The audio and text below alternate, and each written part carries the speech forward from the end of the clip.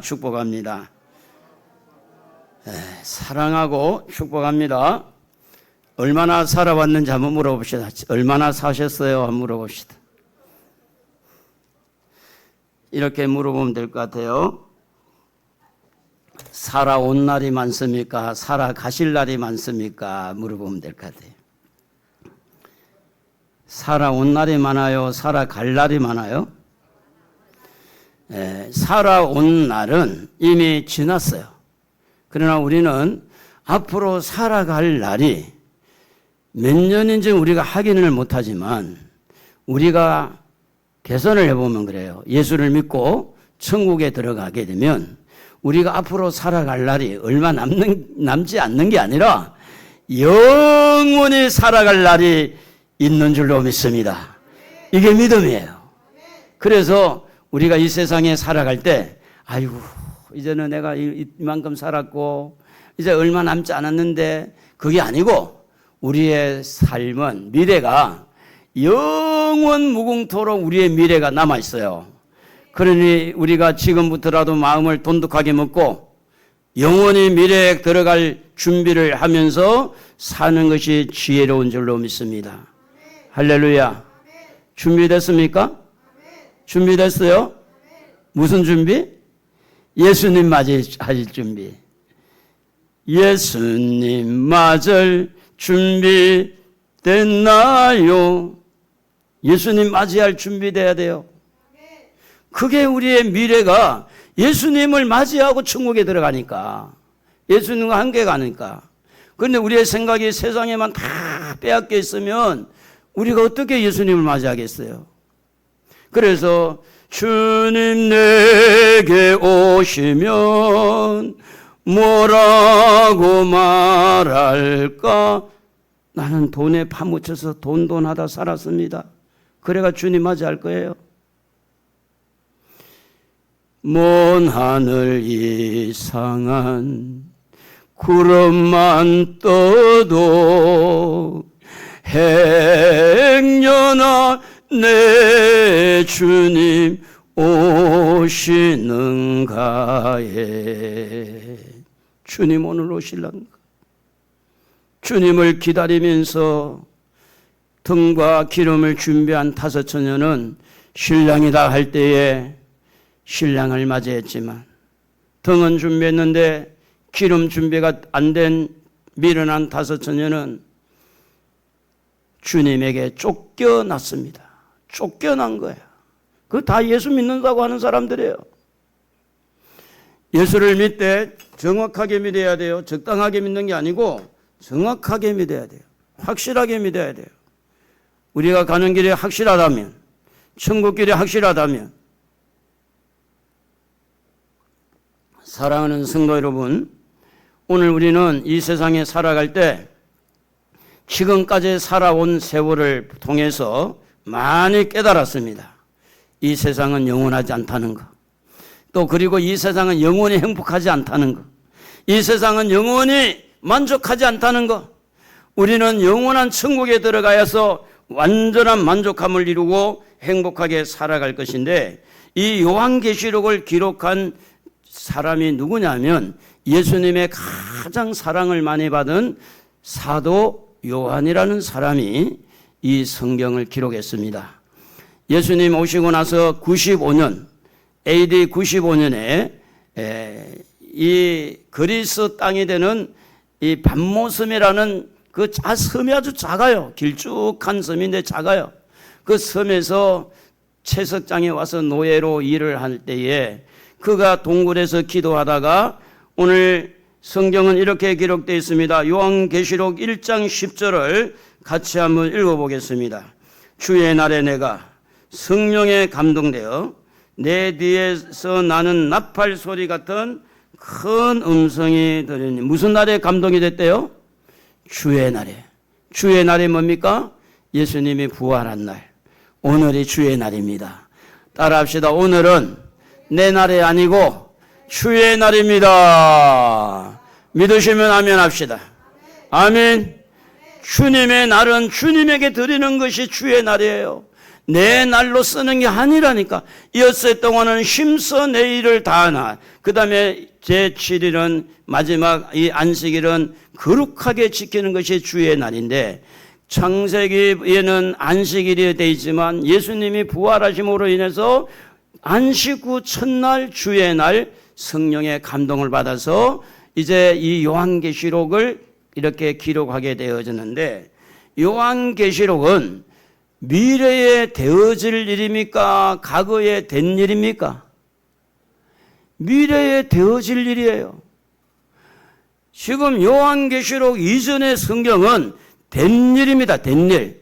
되어진 일이 아니라 이미 되어진 된 일, 지나간 일. 그런데 요한계시록은 주의 날에 감동을 입었을 때 성령의 감동을 통해서 예수님을 만나가지고 예수님의 음성을 듣고 예수님이 보여주신 대로 들려주신 대로 이렇게 쭉 기록한 것이 요한계시록입니다. 그러므로 여러분의 삶이 지금까지 되어진 일이 있고 앞으로 되어질 일이 있는데, 앞으로 미래가 더 중요합니까? 지금 과거가 중요합니까? 어떤 사람은 과거를 파묻고 사는 사람이 있어. 옛날에 나도 집이 있었고, 옛날에 나도 젊었었고, 옛날에 나도 황금 송아지가 5개나 있었고, 옛날만 파묻고 사는 사람이 있는가 하면 미래를 바라보고 사는 사람이 있더라면 미래를.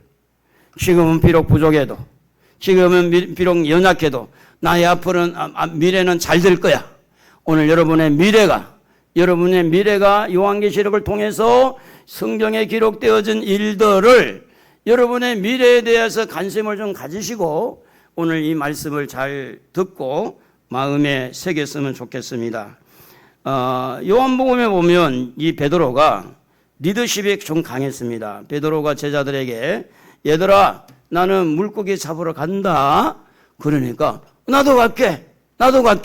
그래가지고 전부 제자들이 물고기를 잡으러 간 거예요. 우리말로 말하면 돈 벌러 간 거예요. 먹고 살기 위해서 간 거예요. 그런데 밤새도록 고기를 잡았는데 한 마리를 잡지 못했을 때 예수님이 나타나셔가지고 배 오른편에 그물을 던져라. 던졌더니 몇 마리가 잡혔느냐? 큰 물고기 153마리가 잡혔어요. 그때에 이 예수님이 베드로 보고 네가 나를 사랑하느냐 물으시고 난 다음에 그 옆에 이 베드로가 궁금해가지고 사도 요한은 어떻게 됩니까? 그렇게 말할 때 성경은 이렇게 기록이 되어 있습니다. 요한복음 21장 22절 다 같이 읽어보겠습니다. 예수께서 이르시되 내가 올 때까지 그를 머물게 하고자 할지라도 네게 무슨 상관이냐? 너는 나를 따르라 하시니라. 여기에 보면 내가 올 때까지 그를 머물게 하고자 할지라도 그랬는데, 사실은 예수님이 부활 승천하시고 난 다음에 요한이 밤모섬에서 고생을 하고 있을 때 예수님이 그를 만나준 거예요. 그러니까 요한이 요한계시록 기록할 수가 있었던 거죠. 성령의 감동을 받아서 이렇게 예수님을 만난 이 사도 요한은 어떤 사람이냐? 예수님 품 안에 이렇게 품 안에 안겨서 쉽게 말하면 예수님의 발을 발베개 삼고 비듯이 누워서 그렇게 예수님이 요한을 사랑했고, 요한은 예수님의 사랑을 받은 사람입니다. 그런데 사실은 요한은 사도행전을 봐도 어떤 큰 능력의 역사, 어떻게 보면 설교가 있지 않습니다. 베드로의 설교는 나오고 사도 바울의 설교는 나오는데 요한은 그냥 잠잠하게 지나가는 거예요. 그런데 요한은 사랑을 굉장히 많이 받은 사람. 여러분, 사랑을 많이 받으면요 배반하지 않습니다. 어떤 경우에도 사랑을 많이 받으면 어떻게 힘이 들어도 배반하지 않는 거예요. 그래서 여러분, 이 밤모섬에 이렇게 갇혀가지고 땅의 길이 막혔을 때 요한은 성령의 감동을 통해서 무슨 길이 열렸어요? 하늘 길이 열렸어요. 하늘 길이. 세상적으로 볼 때는 완전히 죽은 거고 망한 거지만 하늘 길이 열린 거예요. 하늘 길이. 예수님이 그를 만나주시고 성령의 감동을 되니까 오늘 여러분도 이 세상의 일이 좀 피곤하고 힘들어도 하늘의 문이 열리기를 바랍니다. 하늘의 길이 열리면 땅의 길도 열리게 돼 있어요. 그러니까 이 땅의 일이 가막혔다고 낙심하지 말고 더 주님 사랑하시기 바랍니다. 하늘 문이 열리면 땅의 길도 열린다. 한번 해봅시다. 하늘 길이 열리면 땅의 길도 열린다. 땅의 길이 막히면 하늘은 열려있잖아. 하늘은 주님은 계시잖아요.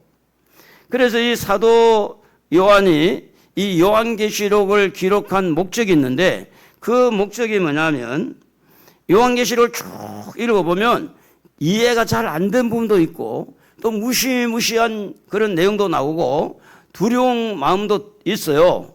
그런데 이 요한계시록을 읽고 막 두려워가지고 들들 떨고 큰일 났네. 그 요한계시록 밥 묻혀놓고 읽지도 않고 그렇게 기록한 게 아니고 요한계시록을 기록한 목적이 뭐냐면 여러분 요한계시록 11장 15절을 다 같이 한번 읽어볼까요? 같이 일곱째 천사가 나팔을 불매 하늘에 큰 음성들이 나서 이르되 세상 나라가 우리 주와 그의 그리스도의 나라가 되어 그가 세세토록 왕노를 하시리로다 하니 요한계시록이 왜 이렇게 있느냐. 주님이 재림을 하면 천년왕국이 이루어지고 이 땅에 완전히 사단은 천년 동안 무정행에 가다 놓고 이 땅에 천년왕국이 이루어지면서 하나님의 나라 예수 그리스도 나라가 될 때에 그때에 우리는 왕노릇 하기 위해서 요한계시록을 기록했다. 그래 되어 있습니다. 그렇기 때문에 요한계시록을 읽을 때에 굉장히 중요하게 읽어요. 이건 나와 상관이 있는 거다. 나는 앞으로 예수님과 함께 왕노릇 할 사람이다. 그래서 베드로 사도도 그랬잖아요. 왕같은 제사장이라고. 택한 우리를 너희는 왕같은 제사장이라고 성경 그렇게 기록하고 있지 않습니까? 자, 그래서 요한계시록을 우리가 이렇게 배울 때에 이 요한계시록을 왜 배우고 왜 읽고 왜 들어야 되느냐. 복을 받는 것인데 특별히 뭐 때문에 해야 되느냐. 시대적인 이 흐름을 시대의 흐름을 잘 분별하기 위해서 요한계시록을 잘 읽고 들어야 됩니다.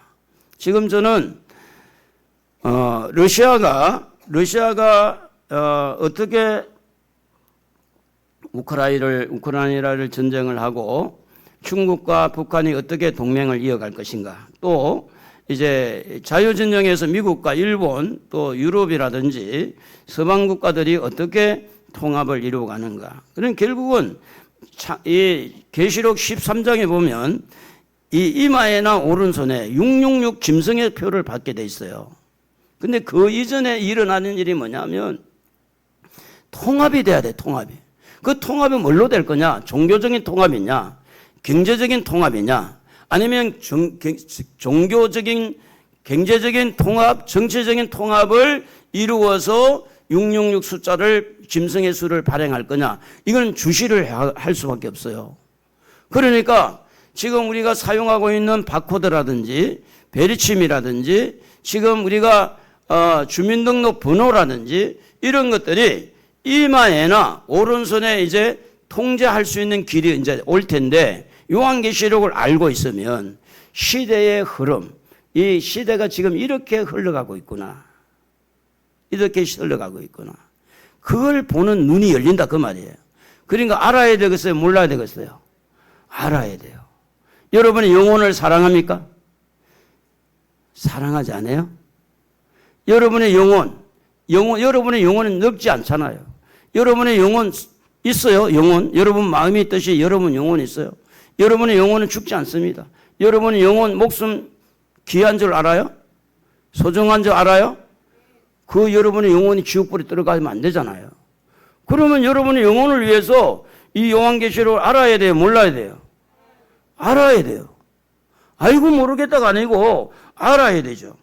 그래서 이 시대적인 흐름에 따라서 때를 따라서 분별력을 허락하시고 그때 필요한 영의 양식을 공급한 사람을 마태복음 24장 45절 46절에 보면 때를 따라 양식을 나눠줄 자가 누구냐. 46절에 보면 주인이 올 때 예수님 재림할 때입니다. 그 종이 이렇게 하는 것을 보면 그 종이 복이 있으리라 이렇게 돼 있어요. 그러니까 지금 이 시대에 돈에 파묻히는 사람이 너무 많아.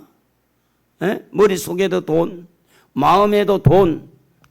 왜 주의를 범하느냐? 돈 때문이다. 돈뿐 아니라 쾌락 때문에 머릿속에 예수를 믿는 성도들이 하나님이 들어가 있지 아니하고 예수님이 생각나지 아니하고 그 머릿속에 돈만 들어가 있으니 그 사람은 이미 짐승의 수를 받는 것과 비슷한 거예요. 이미 666 숫자가 나오기도 전에 그 사람 머리에는 돈밖에 없는 거야. 그런데 오늘 우리는 예수가 우리 머릿속에 기억나야 될 줄로 믿습니다. 할렐루야. 예수가 생각나야 돼요. 제가 어제 밤에 꿈을 꿨는데 옆에 큰 교회, 우리 교회 옆에 큰 교회 그 목사님이 이제 제가 무슨 교회인지는 꿈에라 잘 몰랐는데 설교를 하는데 목사님 설교 20분 해야 됩니다. 20분도 많아요. 제가 앞으로 더 줄을 질 것입니다. 그러면서 그 설교를 누구의 마음에 맞춰서 설교하느냐? 사람의 기호에 맞춰서 설교한다는 거예요. 하나님의 마음에 맞춰 설교하는 게 아니고 사람의 마음에, 사람들이 설교를 길게 하면 싫어하니까. 그래서 이제는 20분도 많다. 여러분, 요한계시록에는 큰 음녀가 나옵니다. 바벨론. 이게 음녀는 타락한 교회를 말해요. 음녀교회. 그래서 오늘날 교회라고 세워진 교회가 다 똑같은 교회가 아닌 것은 그 교회가 사람을 중심해서 뭉쳐진 교회인지 돈에 뭉쳐진 교회인지 하나님을 중심한 교회인지 교회가 다르다는 겁니다.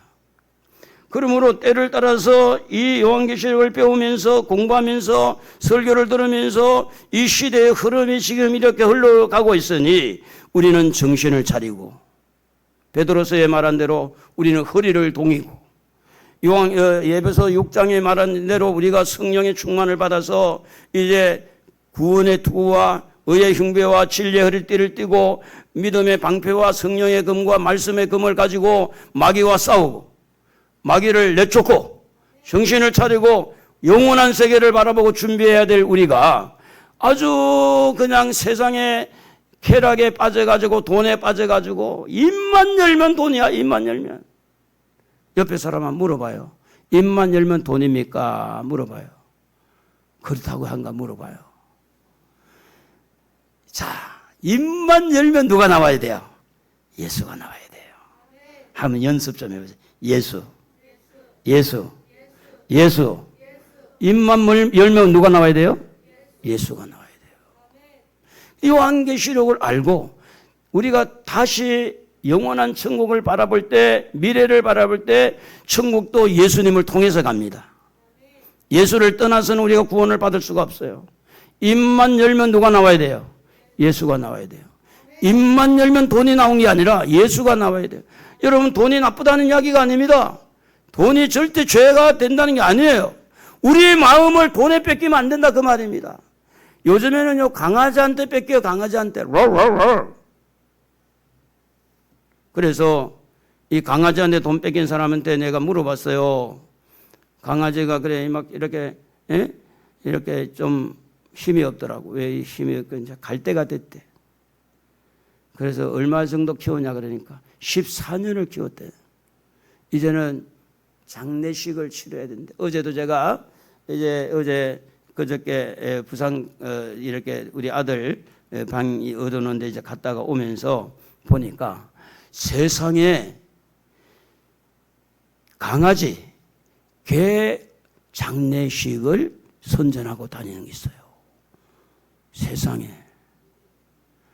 그래가지고 강아지를 화장해서 장례를 집도하는 여기에 오늘날 많은 사람들이 하나님을 의지해야 되는데 입만 열면 하나님이 나와야 되는데 집에 엄마 꼬리를 흔들고 좋아하니까 오늘 여러분 강아지 키운 분들 강아지에게 마음 뺏기지 말고 우리 하나님 앞에 마음을 온전히 드리시기를 주의 이름으로 축복합니다. 돈에 뺏기지 말고 온전히 하나님 앞에 드리기를 바랍니다. 그렇게 하기를 원하시면 아멘. 두 손 들고 아멘. 두 손 번쩍 들고 그렇게 하기를 원해요. 돈을 뺏기지 말고. 요즘에 강아지한테 돈을 뺏지 마음을 뺏기더라니까. 강아지한테. 그래서 우리의 미래는요, 우리가 지금 무엇을 해야 되고 어떻게 해야만이 예수님의 재림을 준비할 수 있을까? 이것을 상세하게 가르쳐 주는 것이 요한계시록의 말씀입니다. 여러분의 미래가 잘 되기를 원하시면 아멘을 한번 크게 해봅시다. 그래가지고는 안 될 거요. 여러분의 미래가 정말로 잘 되기를 원하시면 큰 소리로 한번 아멘 해봅시다. 사실은 우리 마음이 세상을 살아오면서 많이 지쳤어요. 너무너무 실망도 많이 하고 상처도 많이 받고 너무 힘들다 보니까 미래가 없어. 미래가 근근히 살아가는 거 하루하루. 꿈도 없어. 예수를 믿는다고 해봤자 기껏해야 천국 가겠지? 그런 발상만 가지고. 그러니까 힘이 없는 거예요. 우리는 영원한 생명입니다. 나를 믿는 자는 영원히 죽지 아니하리니 네가 이것을 믿느냐? 영원히 죽지 않습니다. 이 땅에 죽어도 다시 부활해서 영원한 천국에 들어가기 때문에.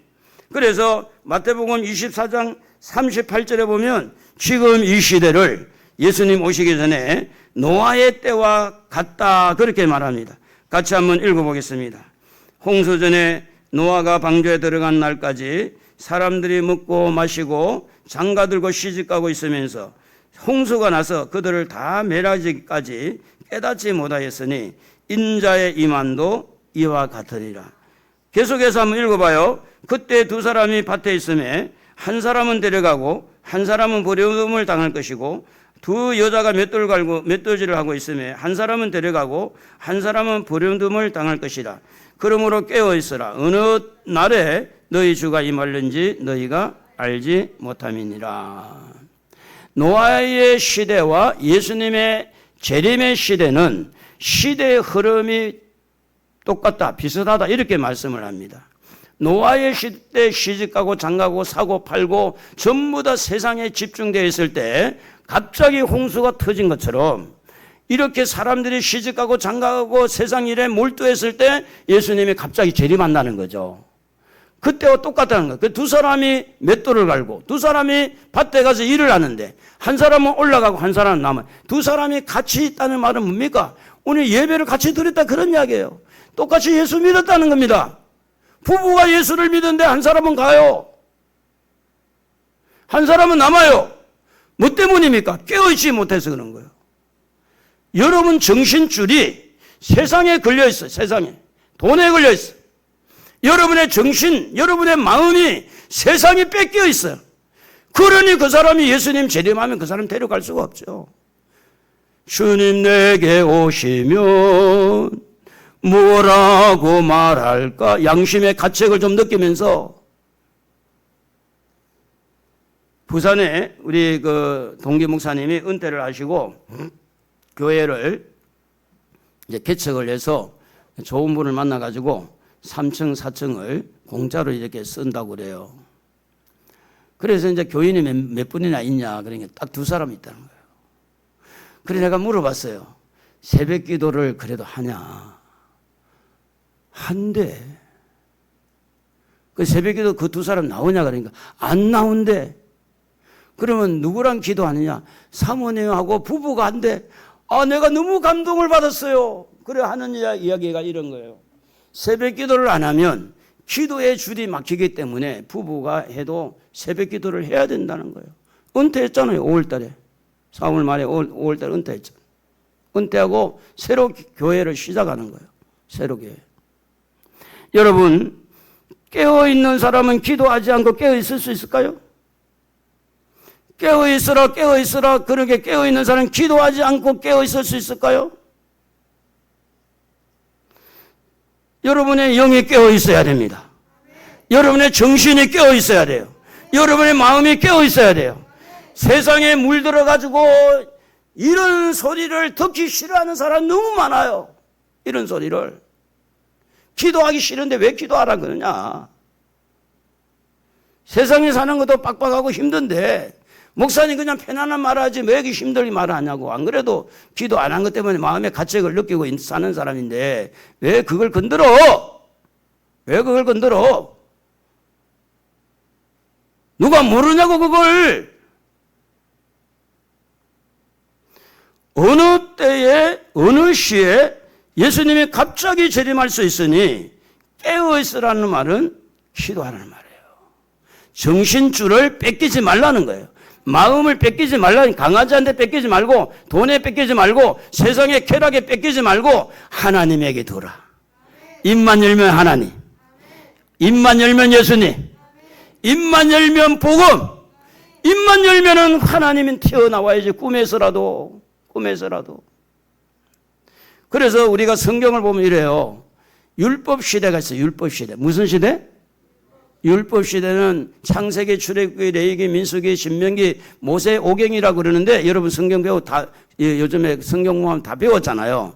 뭐 기억이 날지 모르지만 모세 오경을 통해서 법이 있어요. 법이. 그 중에 이제 가장 이렇게 추려놓은 것이 십계명. 십계명도 가장 추려놓은 것이 하나님 사랑, 이웃 사랑. 그 법이에요. 법. 그 법에 따라서 이제 예수님이 오시기 전에 은혜를 나누고 그 법대로 제사를 지내고 법을 통해서 용서를 받고 그래 양을 잡고 소를 잡고 비둘기를 잡고 이렇게 하면서 속죄제, 속건제, 소제 이렇게 번제를 드리면서 이렇게 내 모든 죄를 그 양이나 소에게 안수기도 해가지고 그거 다 가지고 나가게 하고 그래가지고 이제 용서를 받았어요. 그런데 예수님이 오셨잖아요. 예수님이 초림 2023년 전에 오셔서 그 시대를 우리는 은혜 시대라고, 은혜 시대. 그래서 모든 게 예수님이 십자가를 통해서 우리에게 은혜를 주시니까 누구든지 예수를 믿으면 이제 죄를 용서받고 천국에 들어가는 것을 은혜라 그럽니다. 그래서 율법 시대가 있고 은혜 시대가 있는 겁니다. 그래서 이 은혜 시대는 사복음서나 이 서신서를 통해서 우리에게 상세하게 은혜라는 사실을 알려줍니다. 그래서 히브리서 9장 12절에 보면 이렇게 기록이 되어 있습니다. 염소와 송아지의 피로 하지 아니하고 오직 자기의 피로 영원한 속죄를 이루사 단번에 성소에 들어가셨느니라. 이 말은 뭐냐면 염소와 송아지 피는 구약의 율법에서 말한 겁니다. 그런데 은혜 시대를 이야기할 때는 예수님이 이 자기의 피로 영원한 속죄제를 드려서 단번에 우리가 성소에 들어갈 수 있도록 예수님이 그래서 13절에 보면 염소와 항소의 피와 및 암송아지의 죄를 부정한 자에게 뿌려 그 육체를 정결하게 하여 거룩하게 하거든. 14절 다 같이 읽어보겠습니다. 하물며 영원하신 성령으로 말미암아 흠없는 자기를 하나님께 드린 그리스도의 피가 어찌 너희 양심을 죽은 행실에서 깨끗하게 하고 살아계신 하나님을 섬기게 하지 못하겠느냐. 여러분, 율법 시대는 법을 꼭 지켜야 돼요.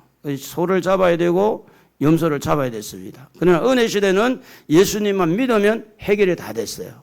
그래서 사도 바울은 고린도전서 15장 10절에 나의 나 된 것은 하나님의 은혜로 되었다 이렇게 고백을 하는 거예요. 에베소 2장 8절에 보면 믿음도 하나님의 은혜로 믿음을 우리가 받았잖아요. 그러니까 모든 게 은혜로 이야기하는 은혜로. 지금 은혜 시대죠. 그런데 앞으로 우리의 미래는 은혜 시대일까요? 환란 시대일까요? 다가오는 세대는 환란 시대입니다. 환란 시대. 은혜 시대의 가장 중심은 뭐냐면 예수님이 우리를 위해 죽으시고 예수님이 우리를 위해서 살아나시고 이게 은혜입니다. 그래서 고린도전서 15장 3절에 보면 우리 예수님이 성경대로 그리스도께서 우리를 위해서 죽으시고 4절에 보면 장사 지낸 바 되었다가 성경대로 사흘 만에 다시 살아나사. 은혜 시대는 예수님이 초림의 예수님입니다. 환란 시대는 재림의 예수님인데 재림의 예수님이 오시면 심판하는 거예요. 그때는 은혜와 긍휼이 없어요. 끝나는 거 그대로. 십자가의 도를 통해서 구원받는 게 아니에요. 예수님 재림하면 그때는 예수님이 재판을 하는 거예요. 심판하는 거예요. 그래서 마지막 예수님이 오시기 전에 우리가 환란이 지금 되어지고 있는데 이것을 환란이라고 그렇게 기록이 되어 있어요. 디모데후서 3장 1절에 보면 말세의 고통의 때라 이렇게 표현해요. 말세의 고통의 때. 2절에 보면 자기를 사랑하죠. 돈을 사랑하고 자랑하고 교만하고 비방하고 부모 거역하고 감사하지 아니하고 거룩하지 않고 무정하고 은통함 풀지 않고 모함하고 절제하지 못하고 사납고 선한 것을 좋아하지 않고 배반하고 조급하고 자만하고 쾌락을 사랑하기를 하나님 사랑한 것보다 더하고 경건의 모양은 있으나 경건의 능력은 부인하는 자니 이 같은 자들에게서 네가 돌아서라. 예수님의 재림이 이제 다가온 때의 환란 시대, 말세의 고통 때 자기를 사랑하는 거야. 자기 중심. 돈을 사랑하는 거야. 돈 중심. 쾌락을 소화하는 거야. 쾌락 중심. 이렇게 되어지는 것을 우리는 눈으로 보고 있습니다. 우리 자신도 거기에 빠질 때도 있고 우리가 경험하고 우리가 살아가고 있어요. 경건의 모양은 있지만 경건의 능력은 부인한 자고 그래서 예수님의 재림이 다가오는 가운데 요한계시록 8장 7절에 보면 7번째 나팔을 불게 되는데 그 7번 나팔 중에 첫 번째 나팔이 불려지게 되면 이제 완전한 환란이 시작이 되는데 한번 읽어볼까요? 같이 시작. 첫째 천사가 나팔을 부니 피 섞인 우박과 불이 나와서 땅에 쏟아지매 땅의 3분의 1이 타버리고 수목의 3분의 1도 타버리고 각종 푸른 불도 타버렸더라. 요한계시록을 읽으면 또 가르침을 받고 배우게 되면 시대의 흐름을 알게 되는 거예요. 지금 38도 이렇게 된 때가 있었어요? 없었어요? 과거에 있었어요?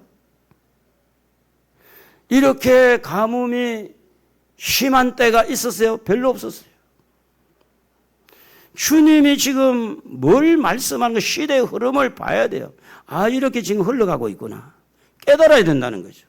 그리고 요한계시록을 알면 알수록 신앙의 정도를 정직하게 신앙의 정도를 걸어가게 돼요. 여러분, 거짓의 아비는 요한복음 8장 44절에 보면 거짓의 아비는 마귀라 그렇게 나와요. 마귀, 사탄. 창세기 3장에 보면 이 사탄이 하와를 속여가지고 결국은 거짓말인 거예요. 거짓말. 옆에 분하고 거짓말 하지 말고 삽시다. 우리 서로 격려 좀 합시다. 거짓말 좀 하지 말고 삽시다. 하얀 거짓말, 빨간 거짓말 그러지 말고 거짓말은 거짓말이니까 거짓말 좀 하지 말고. 목사님이 신방을 가지고 옆방에 아들이 있습니까? 있는 걸 내가 알고 있는데 없대. 그 거짓말이잖아. 목사는 한 영혼을 살리려고 아들이 있습니까? 그럼 아들 불러내세요. 그러려고 그랬는데.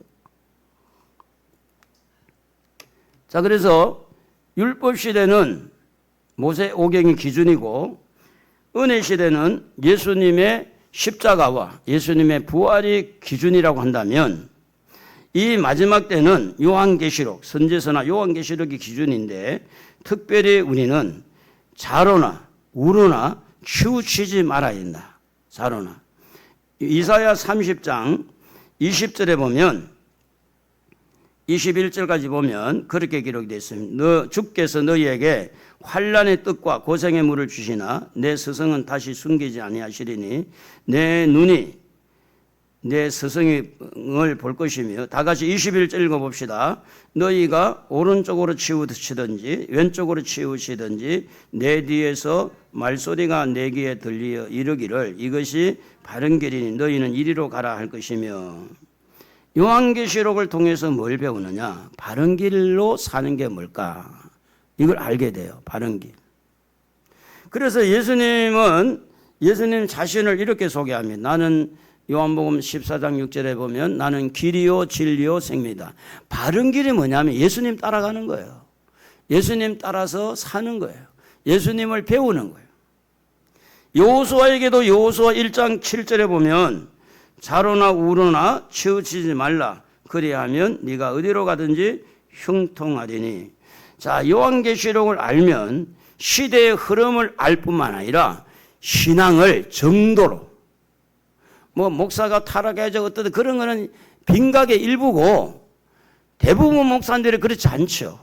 그런데 사실은 염려스러운 것은 그런 누가 뭐 목사가 장로가 타락했다 그게 염려스러운 것보다 그것도 문제가 되지만 많은 성도들이 치우쳐 살고 있는 이게 문제예요. 근데 이 문제를 문제로 이야기하는 곳이 없어요.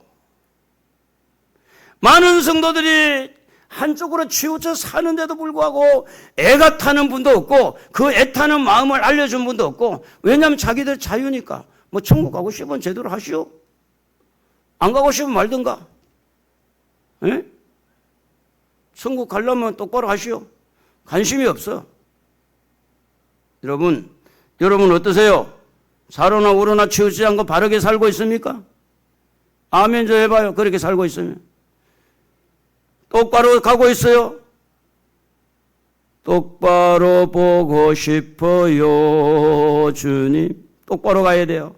여러분의 가는 길이 좌로 치우치면, 우로 치우치면 분명히 잘못된 겁니다. 그래서 제가 말씀을 늘 드리는 게 뭡니까? 팔이 안으로 굽는 건 맞아요, 틀려요? 속담이라도 팔이 안으로 굽는 게 맞아요, 틀려요?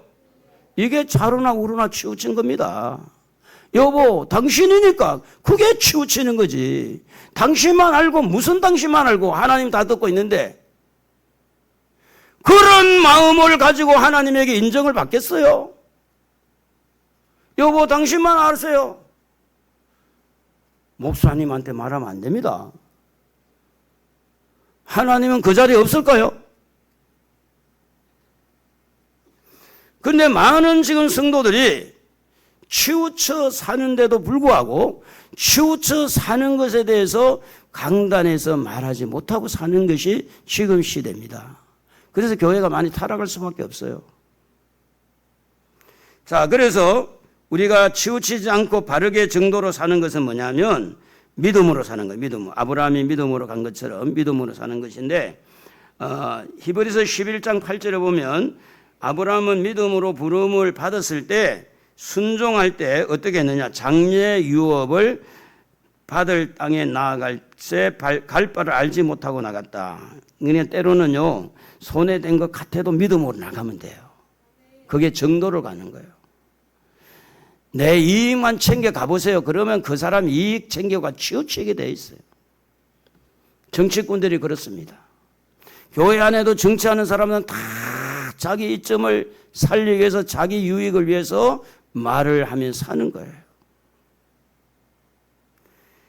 그리고 이제 요한계시록을 알면 알수록 환난 가운데 영과 육이 구원을 받는데요. 여러분, 천국은요, 여러분 영혼만 가는 게 아닙니다. 예수님 재림하면요, 우리 몸이 부활해서 이렇게 순교자들, 그들은 부활해서 우리보다 먼저 주님 재림을 맞이하게 되고, 이 환난 가운데서 믿음을 지키고 정도로 가는 사람들은 변화체가 돼, 변화체가. 우리의 몸이 변화가 돼가지고 주님을 맞이하게 됩니다. 그래서 요한복음 11장 26절에 보면 살아서 나를 믿는 자는 영원히 죽지 아니하리니 이것을 네가 믿느냐 그랬고, 데살로니가서 5장 23절에 보면 영과 혼과 몸이 우리 주 강림하실 때까지 흠없이 보존되기를 원하노라, 이렇게 말합니다. 여러분, 지금 어떤 면에 보면 환란이 시작됐어요. 환란 중에 살아요. 지금 그 환란이 경제적인 환란도 있고, 어떤 인간적인 인간관계에서 환란도 있고, 여러 가지 환란도 있지만 특별히 여러분 환란이 뭐냐? 우리 마음에 주님을 사랑하는 마음이 많이 약해져 가고 있어요. 솔직하게 한번 이야기합시다. 주님 사랑합니까? 사랑해요? 주님 사랑해요? 다니엘서 12장 1절에 보면 이렇게 기록되어 있어요. 환란 시대가 시작이 되면 이런 환란이 된다. 개국 이래로 없는 환란이라 그랬는데 그때의 내 민족을 호위하는 큰 군주 미가엘이 일어날 것이요 또 환란이 있으리니 이는 개국 이래로 그때까지 없던 환란일 것이며 그때 내 백성 중 책에 기록된 모든 자가 구원을 받을 것이다. 이 기록된 책은 생명책입니다. 생명책에 기록되지 아니한 사람은 구원을 받지 못합니다. 여러분 이제 인이 베꼈다는 말은 마약에 인이 베끼고 술에 인이 베끼고 그리고 이제 어떤 세상에 인이 베꼈다 할 때 여러분 이 머리에 인이 뭐가 있어요? 아까 이야기한 것처럼 입만 열면 예수가 나오면 돼요. 꿈에도 예수가 나오면 돼. 한번 해보세요. 예수.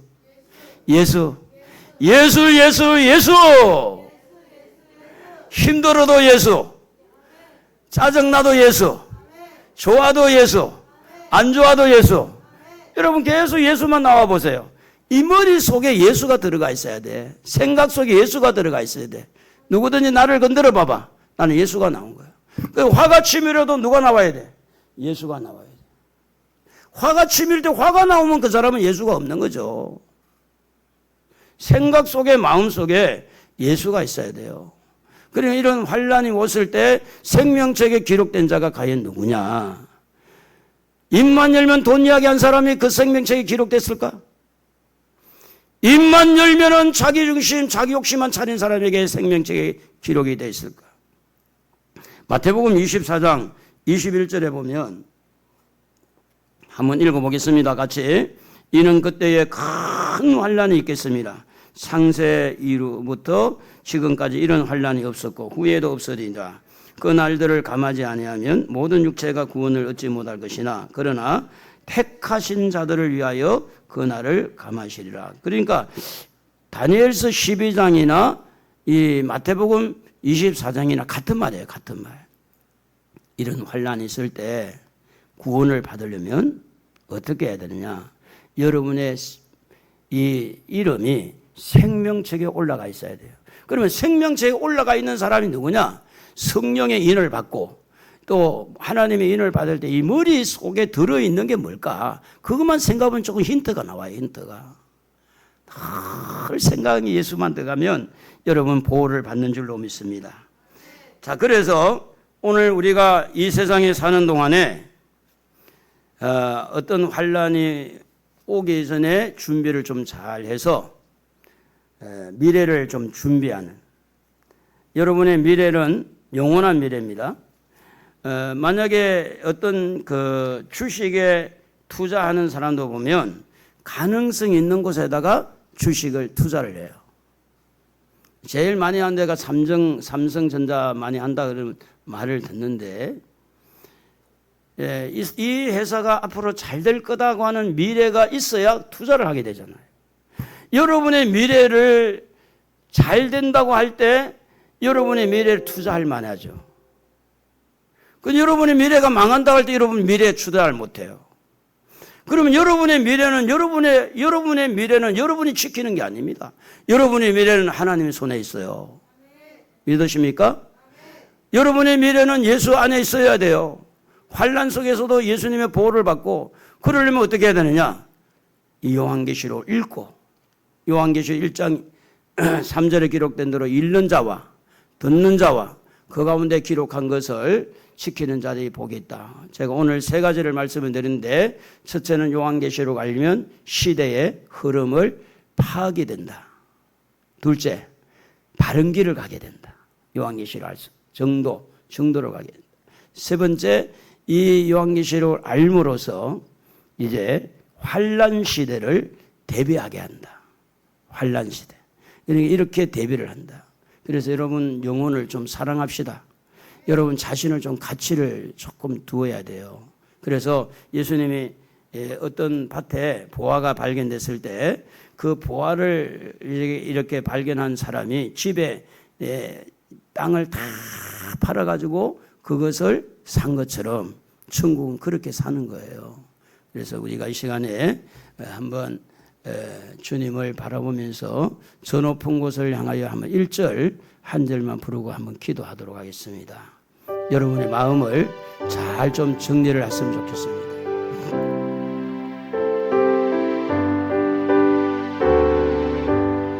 저 높은 곳을 향하여 날마다 나아갑니다.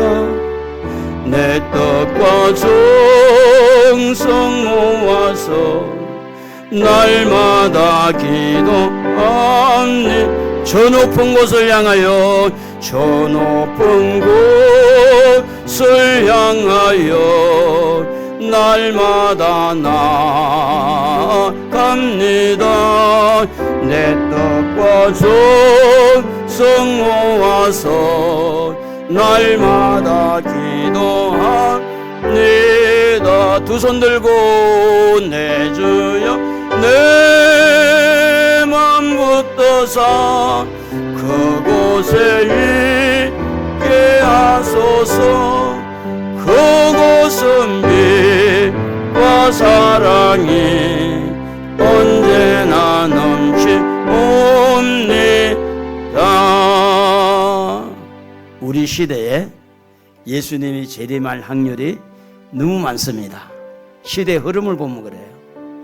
지금 우리가 주시를 하는 것은 경제적으로 통합이 이루어질는지, 정치적으로 통합이 이루어질는지, 아니면 종교적으로 통합이 이루어질는지, 이걸 이제 보고 있거든요.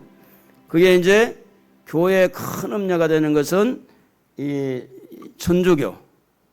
천주교를 중심해서 다원주의, 천주교는 뭐 절도 좋아하고 다 통합하는데 그렇게 하고 있으니까, 그래서 이제 천주교를 중심해서 종교적인 통합이 되는지, 그런 종교적인 통합이 되면 경제가 따라갈 거고, 정치적인 통합이 되면 공산주의가 되든지 민주주의가 되든지, 이걸 여러분 잘 보셔야 돼요. 그리고 준비해야 됩니다. 이 시간에 하나님, 주님 오실 때가 다가왔는데 우리 준비하며 살기를 원합니다.